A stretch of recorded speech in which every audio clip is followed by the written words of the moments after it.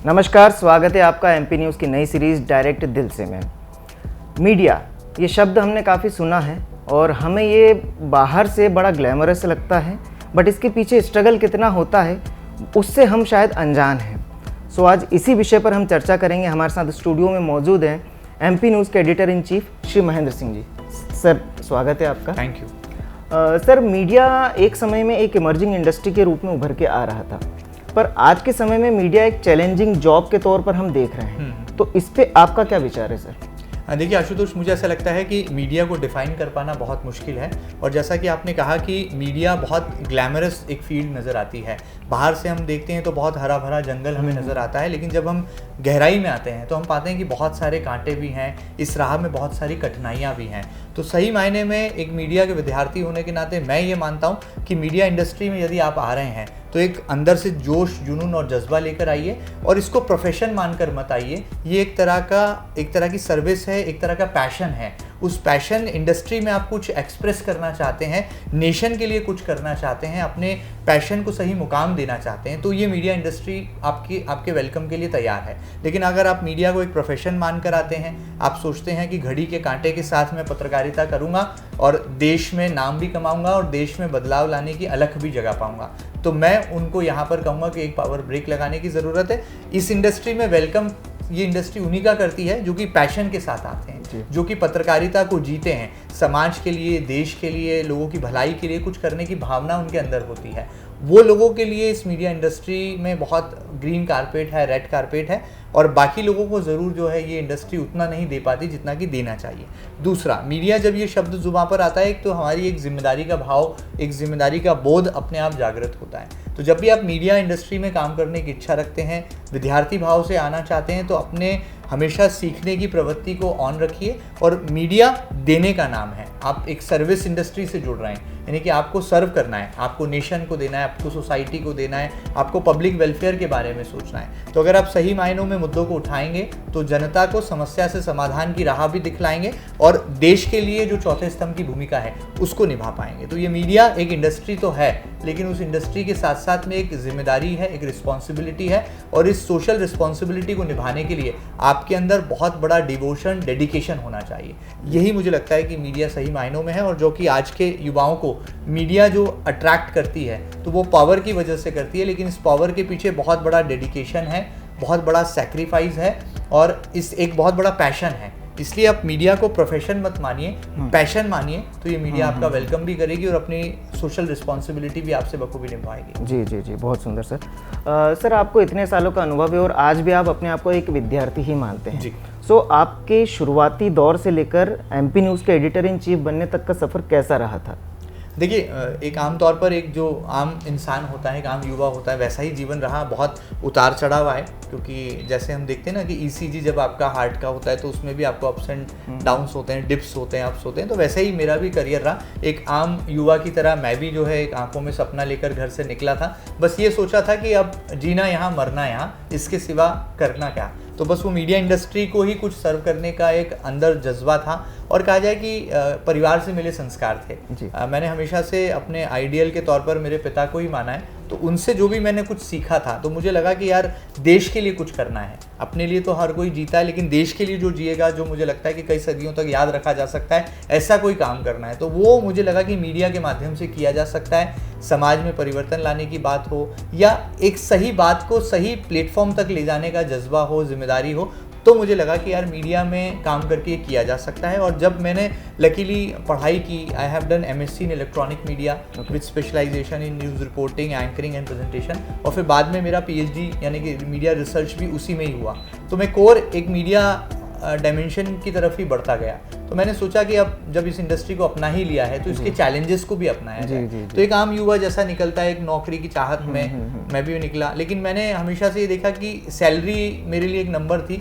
मैंने सोचा कि सैलरी तो एक मुकाम पे आने के बाद हासिल की जा सकती है, लेकिन नाम बनाना बहुत ज़रूरी है, नेटवर्किंग होना बहुत ज़रूरी है। तो मैंने इस इंडस्ट्री की नेटवर्किंग पे काम किया, और इनोवेशन हमेशा से मेरे स्वभाव में रहा था। शायद ये एक बड़ी वजह थी कि मैंने मीडिया को ऑप्ट किया, जहाँ पर हम हर दिन कुछ नया कर सकते हैं, हम हर दिन कुछ नया सीख सकते हैं, और हम हर दिन समाज को, देश को कुछ नया बता सकते हैं। तो उस इनोवेशन ने जो है मीडिया में मुझे अलाइव रखा। और 2006 से जो मेरा सफ़र शुरू हुआ था वो ईश्वर की कृपा से, माता पिता के आशीर्वाद से आज यहाँ पर लगातार ये सिलसिला जारी है। सर, आपने जो शुरुआत की थी उस दौर में और आज 2026 के दौर में, 2006 और 2026 में आपको क्या अंतर नज़र आता है? जैसे आपने इनोवेशन की बात की, तो आपने किन किन इनोवेशंस को इम्प्लीमेंट किया है अपने चैनल में? बिल्कुल, देखिए, मैं शुरुआत से पहले तो साफ कर दूं कि मैं एक विद्यार्थी भाव से ही इस मीडिया इंडस्ट्री में काम करने की नेक वादे और नेक इरादे के साथ आया था। एक ध्येय वाक्य मेरा ये था, break the rule and set the trend.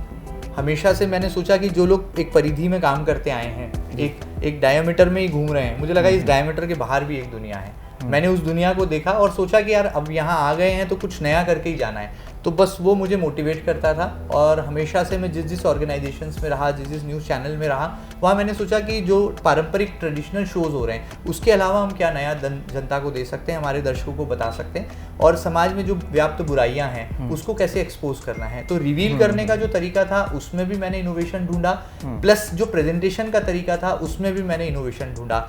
आपको बताना चाहूँगा, जब मैंने मीडिया इंडस्ट्री में काम करना शुरू किया तो PD कैमरास की दौर नहीं थे, उस समय हैंडी कैम का ट्रेंड था। जी। और लकीली जब मैं पढ़ाई कर रहा था उस दरमियान समर ट्रेनिंग करने का मौका मुझे मुंबई BAG फिल्म्स के साथ मिला। वहाँ पर मैंने हॉन्टेड शो कौन है के लिए कई एपिसोड्स किए, सनसनी टीम के साथ भी काम करने का मौका मिला। फिर समर ट्रेनिंग खत्म होते होते मुझे जॉब का ऑफर भी मिला, मैं स्टार न्यूज़ में अपॉइंट हुआ। वहाँ पर मैंने कौन है टीम जो हॉन्टेड शो था, देश में वो दौर था जब उस समय भूत ढूंढने के लिए एक अलग तरह की पत्रकारिता हो रही थी। और उस समय मुझे मौका मिला कि यार एक रिसर्चर के तौर पर, एक कंटेंट राइटर के तौर पर, एक प्रोडक्शन टीम में रह के अपनी भूमिका मैं निभा पाऊँ। तो मैंने बहुत सारी हॉन्टेड प्लेसेस विजिट की, वहाँ की स्टोरीज़ निकाली, कैसे वो एक सामान्य जगह जो है भूतिया जगह हो गई, कैसे एक सामान्य महल जो है भूतिया महल कहलाने लगे। तो उन स्टोरीज़ पर बहुत काम करने का मौका मिला।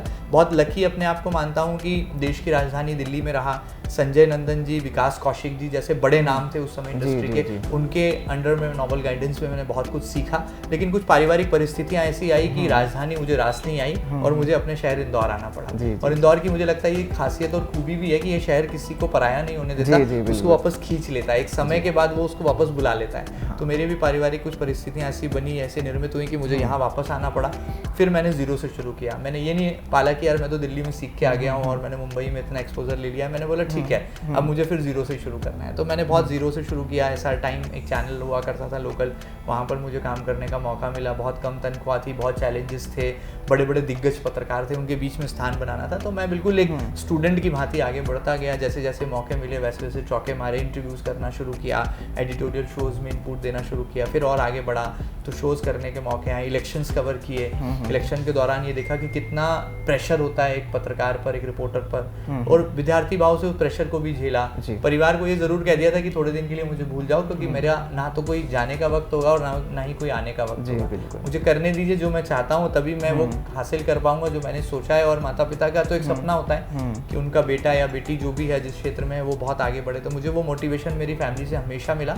और मैं कहता भी हूँ कई बार कि जिसके साथ है उसका परिवार वो सह सकता है दुनिया का हर वार। क्या बात। तो मुझे लगा कि मेरा परिवार मेरे साथ है और वो जीतता भी है, इसीलिए शायद हर बार। तो जिसका परिवार उसके साथ है वो दुनिया का हर वार भी सहता है और वो जीतता भी हर बार है। तो मुझे ये परिवार का साथ मिलता गया, मैं आगे बढ़ता गया। कई ऑर्गेनाइजेशंस बदले, फील्ड में धूल धुआं बहुत खाया।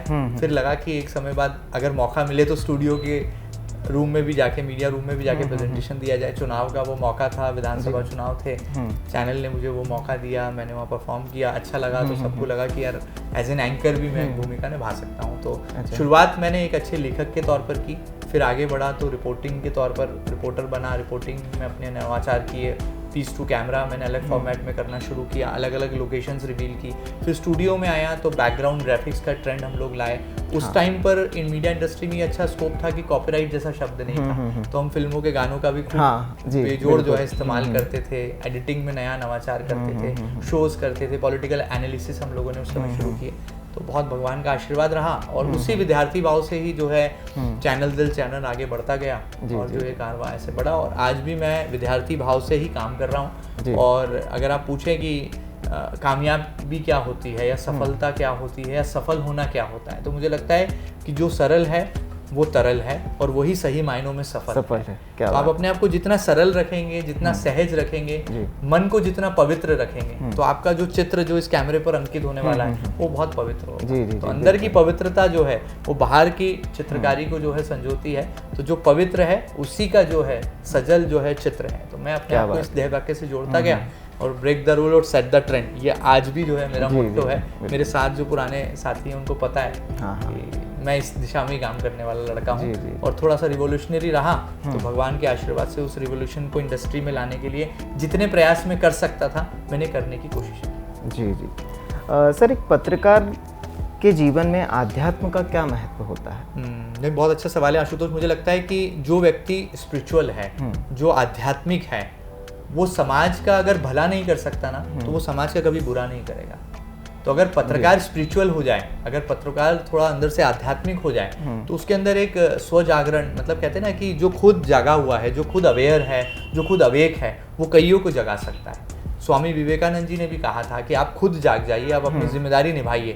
आपको देखकर अगर कोई दूसरा युवा वो जिम्मेदारी निभाने के लिए आगे आता है तो सही मायनों में आप सफल हैं, सही मायनों में आप कामयाब हैं। तो आपको खुद से ही इसकी शुरुआत करना है। तो आध्यात्म वो रहा है, आध्यात्म वो मंच है जहाँ पर जाकर आप बहुत सारे संस्कार संस्कृति का समावेश अपने व्यक्तित्व में करते हैं।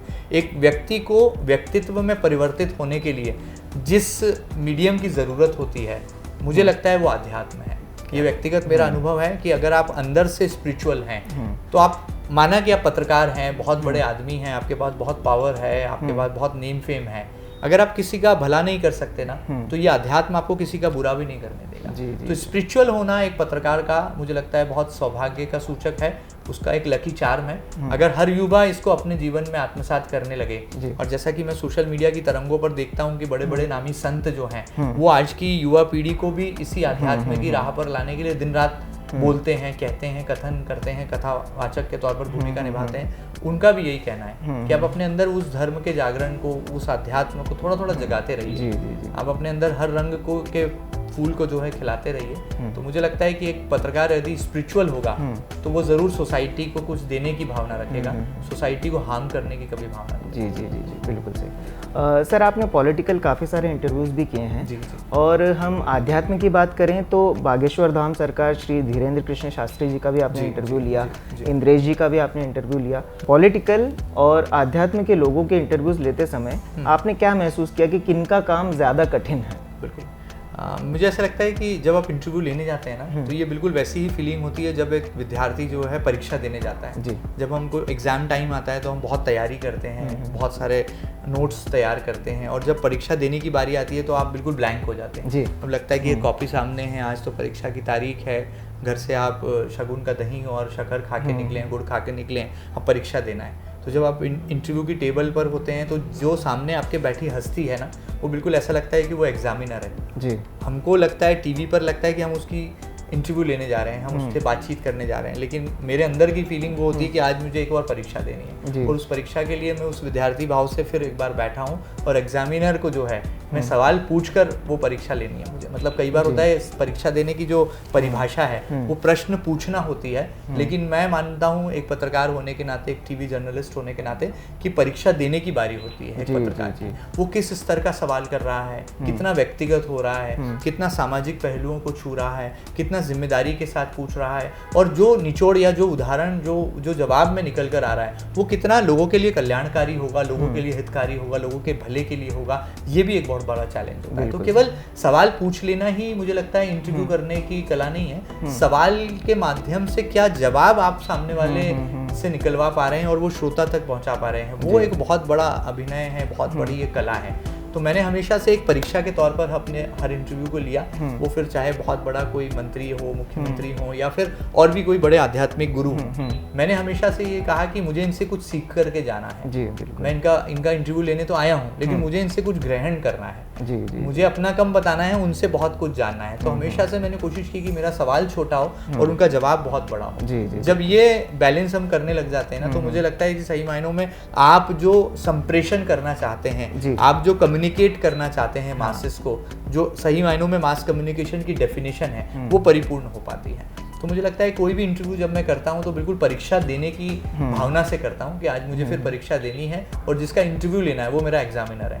बस अच्छा, अंतर इतना होता है कि प्रश्न मैं पूछता हूँ और उनके जवाब से मेरी परीक्षा हो जाती है। अच्छा अच्छा, क्या बात है सर। सर आपके जीवन में कोई आइडियल पर्सन रहा है? क्योंकि हर किसी के जीवन में एक आइडियल पर्सन होता है जिसको देख के वो ये महसूस करता है कि मुझे भी इनके जैसा बनना है। सो आपके जीवन में कोई रहा है आइडियल पर्सन? जी जी बिल्कुल। देखिए मुझे लगता है कि आपके जीवन का जो भविष्य है वो तो ईश्वर ने सब लिखा हुआ है। डेस्टिनी जो है वो God knows the destiny what exactly is happening. और मुझे ऐसा लगता है कि आइडियल वो होता है कि सबसे पहले आपको जो मतलब आपको जीवटता सिखाए, आपके अंदर वो संस्कार अंदर निरूपित करे। तो मैंने हमेशा से मेरे गॉडफादर मेरे फादर को ही मैंने माना है। मेरा आइडियल मैंने और किसी को नहीं, मेरे स्वर्गीय पिता को ही माना है। क्योंकि जब मैं छोटा था तो हमारे घर में अखबार की पेस्टिंग कैसे होती है, वो दौर था जब कंप्यूटर्स भी नहीं आए थे। तो एक जो है इलेक्ट्रॉनिक टाइपराइटर पर पूरा स्क्रिप्ट तैयार करना, फिर उसकी पेस्टिंग करना और उसको पेपर्स के साथ कनेक्ट करना, फिर वो प्रिंट होना, फिर वो मैगजीन के फॉर्मेट में आना और शब्दों को ढालना और गढ़ना, ये मुझे गॉड गिफ्टेड है। क्या कहा जाऊँ कि मेरे आइडियल मेरे पिता से मिला। और मेरे पिता बहुत अच्छे राइटर रहे तो मुझे हमेशा से ऐसा लगता था कि मैं उनसे कुछ ग्रहण कर पाऊँ। तो जब मैं उनको ऑब्जर्व करता था, देखता था, तो मैं पाता था कि कितना वो संघर्ष कर रहे हैं जी। तो मुझे वो बहुत अच्छी बात उनकी याद आती है कि वो मुझे कहते थे कि जीवन में पाना हो यदि हर्ष तो पहले संघर्ष से गुजरो, क्योंकि संघर्ष ये जो शब्द है इसी में ही हर्ष भी छुपा है। क्या बात। तो जिसके जीवन के संग संघर्ष है उसके जीवन में बाद में हर्ष है। तो मैंने जो है उनसे सीखा, तो जो संघर्ष वो करते थे और मैं उनको बहुत करीब से देखता था, तो मेरे आइडियल भी वही हैं, मेरे गॉडफादर भी वही हैं और मुझे लगता है कि वो आज भी अलाइव ही हैं, मेरे साथ ही हैं। तो जब भी कोई मैं बहुत बड़ा कोई काम या टास्क या चैलेंज लेने जाता हूँ तो मैं ज़रूर उनको याद करता हूँ और पाता हूँ कि वो मेरे साथ हैं। तो मेरे आइडियल तो मेरे पिता हैं, मुझे नहीं उनके बाद कोई नज़र आया। लेकिन हाँ, मैंने कहा ना कि परिवार का साथ बहुत इंपॉर्टेंट होता है। उसको परिवार का साथ मिलता गया, गॉडफादर मुझे घर में ही मिल गए और वो संस्कारों में लेखनी का गुण आ गया। तो उसी को फिर मैंने आगे पॉलिश करते हुए विद्यार्थी भाव से ही आगे बढ़ा और उन्हीं को आइडियल माना। क्या बात है। सर आपकी जर्नी में मैक्सिमम टाइम आपने पॉलिटिकल इंटरव्यूज़ में बिताया है। आपने सत्ताधीशों के भी इंटरव्यू लिए हैं और जो विपक्ष में नेता बैठे हैं उनके भी इंटरव्यू लिए हैं। तो कभी कोई कन्फ्लिक्ट्स आपके जीवन में आया है? दोनों पक्षों के इंटरव्यूज़ आप ले रहे हैं, दोनों पक्षों की कभी पॉजिटिव भी आप खबर चलाते हैं, कभी नेगेटिव भी चलाते हैं, तो कहीं कोई ऐसा कन्फ्लिक्ट आपके सामने आया है? हाँ देखिए, मुझे ऐसा लगता है कि जब आप पत्रकार की भूमिका में होते हैं, जब आप एक चेयर पर होते हैं और इन फ्रंट ऑफ कैमरा होते हैं या इन दी वॉल्स ऑफ स्टूडियो होते हैं, जब आप स्टूडियो की चारदीवारी में होते हैं, कैमरा के सामने होते हैं और आप एक भूमिका में होते हैं, जिम्मेदारी में होते हैं, तब आप ये भूल जाइए कि ये कौन से दल का नेता है, तब आप ये भूल जाइए कि किस पद पर है। आप इस बात का ध्यान रखिए कि जनता जनार्दन है, पब्लिक है तो जर्नलिज्म है, पब्लिक है तो पॉलिटिक्स है, पब्लिक है तो लोकतंत्र है। तो इस इकोसिस्टम का मैंने हमेशा से ख्याल रखा है। अगर उनसे मेरी किसी बात में विचार मिलते हैं तो वो जब इस कुर्सी पर मैं बैठूंगा तो वो विचार बिल्कुल नहीं मिलेंगे। मैं एक आम आदमी की तरह वो सवाल करूंगा। हाँ, लेकिन इस कुर्सी से हटने के बाद हो सकता है कि मेरे उनसे किसी विचारों में मेलता हो या उनसे मेरा कोई कटुता हो या कोई मनमुटाव हो। तो मैंने हमेशा से ये पाया है कि आप एक संतुलन बनाए रखिए। देखिए, सत्ता आती जाती है, अवसर मिलते हैं और चले जाते हैं, लेकिन आप उसमें क्या संतुलन बना पाते हैं। जर्नलिज्म जो है ना, ये बहुत मिड लाइन है, बहुत बारीक एक मध्य रेखा है, आपको उससे गुजरना है। तो जब आप पर कई प्रेशर्स भी आते हैं, पॉलिटिकल जब आप इंटरव्यूज करते हैं तो लाजमी है आप पर पॉलिटिकल प्रेशर्स भी आते हैं, उसको कैसे कोप अप करना है, उस चैलेंज को कैसे लेना है और उस समय पर समाज के लिए, देश के लिए क्या करना है, वो इम्पोर्टेंट हो जाता है। तो उस समय पर मुझे लगता है कि रिश्ते मायने नहीं रखते, उस समय पर जिम्मेदारी आ जाती है और जिसके कंधों पर वो जिम्मेदारी आ जाती है ना, फिर वो अपने आप को संतुलित पत्रकार की भूमिका में देख पाता है। हाँ, ये जरूर मानता हूँ मैं कि जब आप इस चेयर पर हैं तब तक वो जिम्मेदारी का बोध है, और जब आप उस चेयर से बाहर होते हैं, एक आम आदमी की तरह आप भी सांस ले रहे हैं, रोटी कपड़ा मकान का आप भी संघर्ष कर रहे हैं, तो आप हो सकता है कि किसी के अच्छे मित्र हो सकते हैं, किसी के अच्छे आप शत्रु हो सकते हैं, लेकिन जब आप पत्रकार हैं तो केवल आप समाज, देश और राष्ट्र की बात करते हैं, तो आप पत्रकार की भूमिका में रहते हैं। उस समय पर वो सारे बायस्ड व्यूज जो हैं वो साइड कॉर्नर हो जाते हैं और आप सिर्फ और सिर्फ जो आपका ध्येय है, सच को जो है सामने लाना, तथ्य को जो है निकालना, और जनता की भलाई के लिए, जनता के हित की क्या बात है वो रखना, तो वो करने की मैं कोशिशें करता हूँ। और ईश्वर का ऐसा आशीर्वाद है, माता पिता के ऐसे संस्कार है कि वो संतुलन बनाए रखने की कोशिश मैं करता हूँ, आगे जनता जाने। जी जी जी बिल्कुल सर। सर एक पत्रकार कभी ऑफ ड्यूटी नहीं रहता। आपने कोरोना काल में भी ग्राउंड स्तर पर जाके काफ़ी सारी रिपोर्टिंग की है और जो मुद्दे उस समय भी उठाए थे आपने वो भी काफ़ी सराहनीय थे। ऐसे समय पर जब प्रोफेशन और फैमिली इन दोनों में सामंजस्य बिठाना मुश्किल हो जाता, उस समय पर आपने इन चीज़ों को कैसे मैनेज किया था? बिल्कुल आशुतोष, मैं बताना चाहूँगा बहुत दिल की बात है ये, क्योंकि जब हम बात डायरेक्ट दिल से कर रहे हैं तो मुझे लग रहा है कि मेरे दिल की बात या आपके दिल से निकला सवाल जो है वो दिल से ही एक जवाब निकले, लोगों के दिलों को छू जाए। बिल्कुल सही कहा आपने कि जब ये आपदा आई, कोविड जब आया, तो पहली बात तो हम अनभिज्ञ थे, पता ही नहीं था कि इतना बड़ा पैंडेमिक होने वाला है और ऐसे सिचुएशंस जो हैं बहुत एडवर्स हो जाएंगी और देखते ही देखते लॉकडाउन के साए में पूरा देश आ जाएगा, बल्कि पूरा विश्व ही एक तरह से इसकी चपेट में था। वो बहुत टफ टाइम था, नो डाउट। मुझे भी डर था और मेरे साथ के मैंने कई साथियों को खोया भी, तो आंखों में आंसू भी थे, मन में भय भी था और परिवार भी था। लेकिन कहते हैं ना, जब आप ईश्वर जब आपके साथ होता है तो ईश्वर आपको वो डायरेक्शन देता है। जी। मतलब भगवान, मैं ऐसा महसूस करता हूँ एक स्पिरिचुअल रिपोर्टर होने के नाते कि भगवान सामने आकर नहीं कुछ कहते, लेकिन वो इंडिकेशंस में, वो सांकेतिक भाषा में आपको समझा के चले जाते हैं। जी। अब समझना जो है वो समझ का फेर है। जी जी, तो बस वही है। मुझे ऐसा लगा उस समय पर भगवान ने कहा कि अब जिम्मेदारी निभाने का वक्त है। तो मैंने परिवार से भी कहा कि भी थोड़ा चैलेंजिंग ज़रूर है, लेकिन मुझे करना पड़ेगा, या ये कहा जाए ये मेरी जिम्मेदारी है। तो अपनी टीम को भी मैं बहुत बड़ा क्रेडिट दूंगा। हमारी टीम एमपी न्यूज़ जो है उनने बहुत अच्छा साथ निभाया और लॉकडाउन के साए में भी हम वो हर चीज़ दिखा पाए। और ख़ास तौर पर मैं तो फील्ड पे रहा, लेकिन मैं उतना नहीं रहा जितना मेरी टीम रही, क्योंकि मेरी टीम ने मुझे वो मौका ही नहीं दिया। उनको ये लग रहा था कि अगर ये मौका मिला है तो हम अस्पतालों में जाएं, हम क्वारंटाइन जोन तक जाएं, हम जो है उन कंटामिनेटेड एरियाज़ तक पहुँचे, हम उन इन्फेक्टेड लोगों की स्टोरीज़ कवर करें। तो मेरी टीम के जो दो अहम साथी हैं, मतलब मैं कहूँ कि मेरा लेफ्ट हैंड और मेरा राइट हैंड, धर्मेंद्र यादव और अरुण यादव, ये दोनों यादव बंधुओं ने ऐसी पत्रकारिता इस काल में करी, ऐसा जौहर दिखाया कि मतलब मैं भी उनका जो है फ़ैन बन गया। तो कहते हैं ना कि जब आपके पास अच्छी टीम होती है, आपके अंदर एक स्पिरिट होती है और ईश्वर का जब साथ होता है, तो फिर ऐसे एडवर्स टाइम को भी निकाला जा सकता है। बहुत साथी खोए भी, मैं अपने अंदर से खुद को रोकता हूँ कभी कभी कि भाई बहुत अच्छे, मतलब मैं नाम नहीं लूँगा, कई ऐसे करीबी साथी चले गए, मतलब जिनसे मैं बात कर रहा था और खुद भी जब इन्फेक्टेड हुआ, फील्ड में जाने से इन्फेक्टेड हुआ, बट ऑब्वियस है कि लॉकडाउन में घर तो नहीं बैठा। जितनी जिम्मेदारी मैं निभा सकता था उतनी मैं निभा रहा था, बाकी मेरी टीम निभा रही थी। जो डेंजर जोन थे वहाँ पे टीम थी, डेंजर जोन के आसपास मैं भी था, लेकिन मेरी टीम ने मुझे ये सिखाया था कि सर जब आपकी ज़रूरत पड़ेगी ना, तब आप और डेंजर जोन में आइएगा। अगर अभी लग रहा है कि इस डेंजर जोन से बाहर रह के काम किया जा सकता है तो आप करिए, जब हमको लगा कि अब आपकी ज़रूरत है तो आप टीम में आइएगा। तो मेरी टीम ने रिपोर्टिंग बहुत डेंजर जोन में जाके की और मैंने उस डेंजर जोन में जाके उन लोगों के साथ इंटरव्यूज़ किए, उस समय के डीएम आईएएस अधिकारी मनीष सिंह जी रहे हों या उस समय के पुलिस कमिश्नर रहे हों, तो इन लोगों के साथ सीधी बात करना, म्यूनसिपल कॉरपोरेशन के क्या व्यवस्थाएं हैं, लोगों के लिए खान पीने की व्यवस्थाएं कैसे होंगी, इन्फेक्टेड एरियाज़ में कैसे लोगों की जांच हो रही है, ये बहुत एडवर्स टाइम था और मुझे लगता है कि वो बहुत जीवन में सिखाने वाला एक पल आया था। कई लोग साथ के चले भी गए, उनका बहुत दुख भी है, और जिन लोगों ने मेरे साथ रहकर कंधे से कंधा मिलाकर अपना धर्म निभाया उन पर गर्व भी है। तो जो चले गए उनके प्रति बहुत हृदय की गहराइयों से उनके प्रति मेरे पास शब्द नहीं है श्रद्धांजलि देने के लिए, लेकिन जो लोग साथ हैं वही मुझे लगता है वो मेरा गर्व है, और वही मुझे लगता है कि सही मायनों में पत्रकारिता के वो योद्धा हैं जिनको हम कोविड वॉरियर्स कह रहे थे, वो सही मायनों में वो योद्धा निकले जिन्होंने अपनी भूमिका निभाई, और मुझे जो है इन तमाम योद्धाओं के बीच में लीडरशिप निभाने का मौका दिया। तो मैं हमेशा से लीडरशिप रखता था, मोटिवेशन रखता था, मोटिवेट करता था अपने साथियों को, और इस काल को हमने एक चुनौती के तौर पर लिया।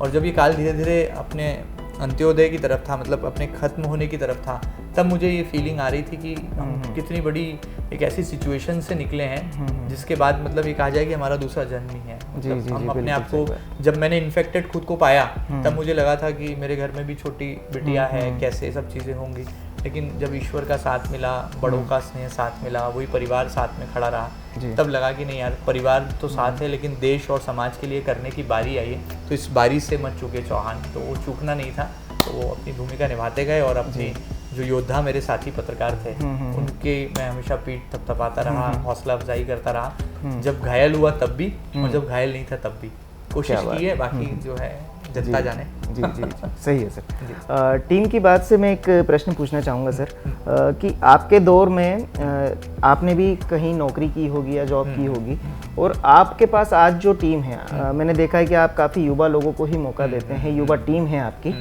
सो कहीं कम्युनिकेशन गैप का आपको महसूस हुआ है कभी कि ये जनरेशन उस तरीके से नहीं सीख पाती जैसे पहले जनरेशन सीखती थी? ऐसा कुछ आपने महसूस किया है सर? ये आशुतोष बहुत गहरा सवाल है, इसका मैं 2-3 पार्ट में आपको जवाब देता हूँ। पहला तो ये कि कम्युनिकेशन जो है ये 2 तरह से होता है जी। एक तो होता है वर्बल कम्युनिकेशन जो आप और मैं कर रहे हैं जी। और एक होता है नॉन वर्बल कम्युनिकेशन जिसमें कोई शब्द नहीं होती, कोई भाषा नहीं होती, लेकिन संकेतों में नॉन वर्बली एक अभिव्यक्ति होती है, एक एक्सप्रेशन होता है जिसको वो सामने वाला व्यक्ति आपको देख करके महसूस कर लेता है और आप उसको देख करके महसूस कर लेते हो। तो मैंने मेरे जीवन में वर्बल कम्युनिकेशन से ज़्यादा नॉन वर्बल कम्युनिकेशन को तरजीह दी है और मेरी टीम में भी जितने योद्धा, जितने खिलाड़ी हैं वो नॉन वर्बल कम्युनिकेशन के योद्धा हैं, वो नॉन वर्बल कम्युनिकेशन जानते हैं, समझते हैं। शायद यही वो वजह है कि जब हम कोई बड़ी से बड़ी खबर, बड़ी से बड़े इंटरव्यू पर जाते हैं तो वो नॉन वर्बल कम्युनिकेशन ही हमारे लिए विन विन सिचुएशन क्रिएट करता है। दूसरा जो आपने बात की कि नए युवा पौध को जो है मौका देने की बात, तो युवा पौध जो है वो हमेशा से मेरी चॉइस रही है। मैं जब भी मैं जब डिप्टी एडिटर बना चैनल का तो मुझे कहा गया कि अब टीम बनाने का मौका मिलेगा, तो मैंने कहा कि पहला नियम तो ये होगा हम हर युवा को मौका देंगे। मैंने कहा अनुभवी लोगों के लिए तो इस इंडस्ट्री में बहुत सारे दरवाजे हैं, लेकिन जो नया युवा है, जो गांव से निकला है, पढ़ाई करने आया है और अपने घर से दूर आया है, वो शहर में आके नाम कमाना चाहता है, पत्रकारिता में कुछ करना चाहता है, तो उसको अवसर देना मेरी जिम्मेदारी है। और मैं भी युवा हूँ तो मुझे लगता है कि इस मीडिया इंडस्ट्री के हिंदुस्तान में एक यंगिस्तान बनाने की ज़रूरत है। क्या बात है। तो हमने मीडिया का यंगिस्तान खड़ा करने की बहुत कोशिशें की, कितना सफल हुआ, कितना कर पाए ये तो ईश्वर को पता है या जो नए युवा हैं वो जानते हैं, लेकिन मैंने कोशिश की कि यंगिस्तान बनाया जाए और इस यंगिस्तान में ज़्यादातर युवाओं को तरजीह दी जाए, उनको स्थान दिया जाए, ताकि एक युवा में क्या चाहत होती है, एनर्जी का लेवल तो डबल होता ही है नेचुरली, लेकिन उसके अंदर एक इनोवेशन की खूबी होती है। तो मुझे लगता था कि जो बहुत अनुभवी हो गया है वो तो बहुत वैसे ही सीख चुका है और उसके अंदर सीखने की प्रवृत्ति की जो स्पीड है ना स्लो हो जाती है, और जो युवा होता है ना वो सीखना भी चाहता है, कुछ कर गुजरने की उसके अंदर तमन्ना होती है, और हमको लगता है कि हम उसको अगर मंच देते हैं तो पहला ब्रेक जो है इस इंडस्ट्री में बहुत मुश्किल से मिलता है। तो मैंने कोशिश की कि मैं उस इंडस्ट्री में नया एक नवाचार कर पाऊँ, नए लोगों को आगे इंट्रोड्यूस कर पाऊँ इस इंडस्ट्री को देने वाले, वो चाहे वीडियो एडिटर्स रहे हों, प्रोड्यूसर्स रहे हों, रिपोर्टर्स रहे हों, कैमरामैन रहे हों। मैंने कोशिश की, कुछ लोग मेरे साथ जुड़े रहे, कुछ लोग साथ छोड़ के चले गए, आज वो कहाँ हैं वो राम जाने, लेकिन जो लोग मेरे साथ हैं वो मेरा गर्व है जी। मैं उनके लिए एक लीडर की भूमिका कितनी निभा पाता हूँ ये तो मुझे नहीं पता, जितना जस्टिस में कर पाता हूँ मुझे नहीं पता, लेकिन मैं इतना मानता हूँ कि वर्बल कम्युनिकेशन के साथ साथ मैं नॉन वर्बल कम्युनिकेशन भी उनके साथ रखता हूँ और कोशिश करता हूँ कि अपनी टीम के हर युवा के साथ, अपनी टीम के हर सदस्य के सुख दुख में खड़ा रहा जाए, क्योंकि अगर आप अंदर से इमोशनल है ना तो सही मायने में तभी आप रिपोर्टर हैं, तभी आप जर्नलिस्ट हैं, क्योंकि जिसका इमोशंस खत्म हो गए उसके अंदर फिर वो ह्यूमैनिटी नहीं आती। तो एक पत्रकार मेरी नज़र में वो ही पहचान बना पाता है जो कि अंदर से एक अच्छा इंसान होता है जी। आप अच्छे बेहतर इंसान हैं तभी आपकी वो बाहर एक पहचान है। तो इंसान बेहतर बनाने की कोशिश करता हूँ, कितना सफल हूँ ये नहीं पता, लेकिन कोशिश है जी। कि मीडिया इंडस्ट्री को एक यंगिस्तान खड़ा करके दिया जाए और ये नए लोग जो हैं, नई पौध जो हैं, ये इनोवेशन के साथ जो हैं एक नए ज़माने के कदम ताल में अपनी रफ्तार बढ़ाते हैं, ऐसे प्रयास करते हैं। क्या बात है सर। एआई की हम बात करेंगे।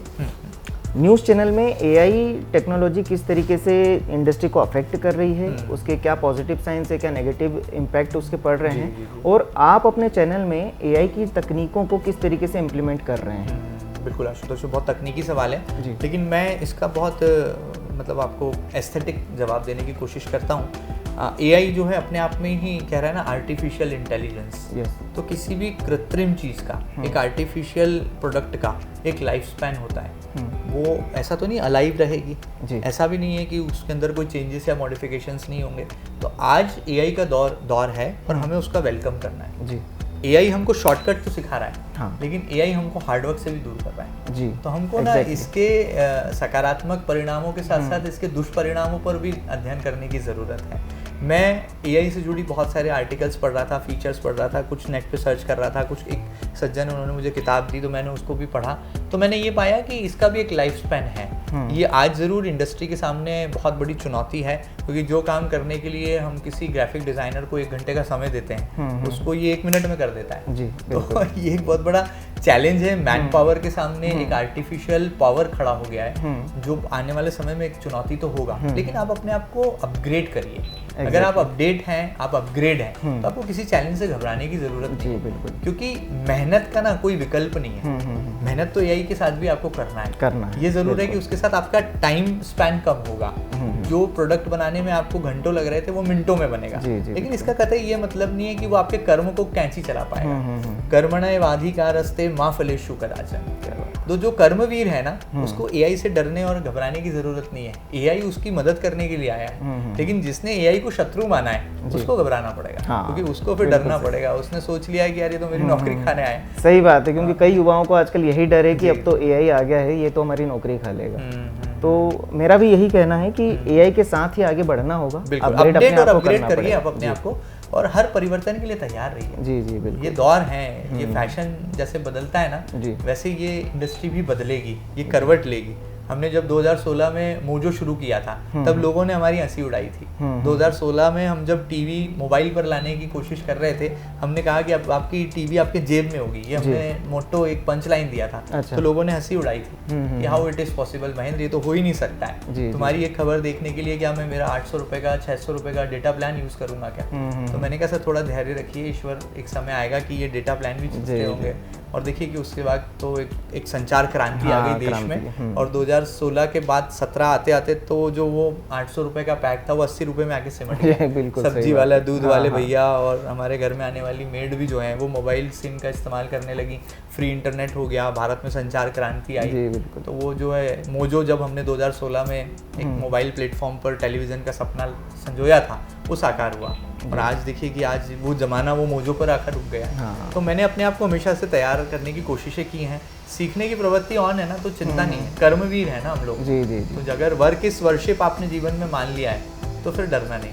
सही बात, क्योंकि ये इंडस्ट्री डराने के लिए तो है, लेकिन जो इस पर रूल करना चाहता है ना, वो सीखने की बटन को हमेशा ऑन रखना पड़ेगा। एक आखिरी सवाल पूछना चाहूँगा सर, जो स्टूडेंट्स मीडिया की फील्ड में आना चाहते हैं या जो मास कम्युनिकेशन करना चाहते हैं, जो एडिटिंग या स्क्रिप्ट राइटिंग, मीडिया में आने के लिए उन्हें क्या क्या चीज़ों का ध्यान रखना चाहिए, किन चीज़ों से डरना चाहिए और किन चीज़ों को इम्प्लीमेंट करके अपने आप को इस इंडस्ट्री में लाना चाहिए? बिल्कुल, बहुत अच्छा सवाल है आशुतोष। मुझे ऐसा लगता है कि धैर्य को धारण करना पड़ेगा। क्या बात। आज के युवा को जो है ना वो धैर्य रखना पड़ेगा। आज का युवा जो है ना वो धैर्यशील नहीं है। वो विवेकवान तो है, लेकिन उसको ऐसा लगता है कि बस मैं आज आया हूँ और कल ब्रांड बन जाऊँ। एग्जैक्टली। तो मैं उनको बताना चाहता हूँ कि ये जो दुनिया है, ये जो पत्रकारिता का संसार है, ये ब्रांड से नहीं, ये ब्रह्मांड से चलता है। क्या बात। तो जो लोग ब्रांड देख करके एकदम ब्रांड बनना चाहते हैं ना, तो ये ब्रांड बनना इतना आसान नहीं है। आप ब्रह्मांड से चलिए ना, आप जो ब्रह्मांड से जो आपको